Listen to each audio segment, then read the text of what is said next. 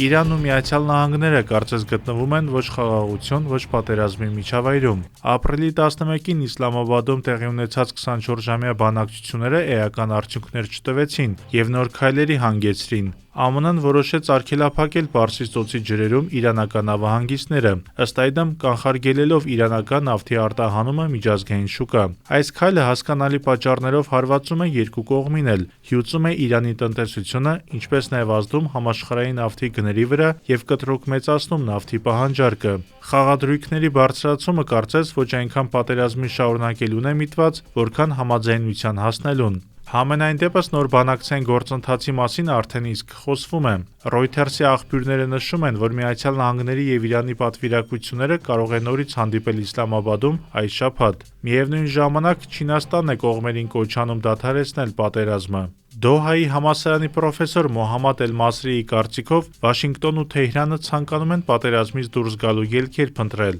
քանզի երկուսի համար էլ այն տնտեսապես շատ թանկ է արժենում։ Պետք է պարզապես դա անել, այլ ոչ թե հայտարարել հաղթանակի մասին, ասել է կատարցի պրոֆեսորը, այն ստեղծված իրավիճակում ամենաբարդ խնդիրներից մեկը համարելով։ Չնայած վերջինս այն կարծիքին է, որ Իրանը պատերազմի հետևանքով ավելի շատ լծակներ է ստացել ամերիկյան կողմի հետ կապերում, քան դրանից առաջ էր, միևնույն է նկատում է, որ ԱՄՆ-ի կողմից իրանական նավահանգիստների ելումուտի արգելափակմամբ Վաշինգտոնը էապես դիպչել է Իրանի ամենազգայուն կետին՝ տնտեսությանը։ Ամերիկյան կողմը դրանով փորձում է հասնել ամենազգայուն թեմաներից մեկին՝ Հորմուզի նեղուցի բացմանը, որը զերծ կլինի նաև իրանական անմիջական վերահսկողությունից։ Բացի այդ, Վաշինգտոնը ըստ ամենայնի դնում է ուրան չհարստացնելու հարցը, որի խնդրում Թեհրանը ունի վերապահումներ։ Փոխարենը իրանական կողմը առաջնային է համարում արտերկրում գտնվող հաշիվների ապասառեցման ու պատժամիջոցների չեղարկման հարցը։ Ուշագրավ է, որ դատելով հրապարակային դաշտի տեղեկատվությունից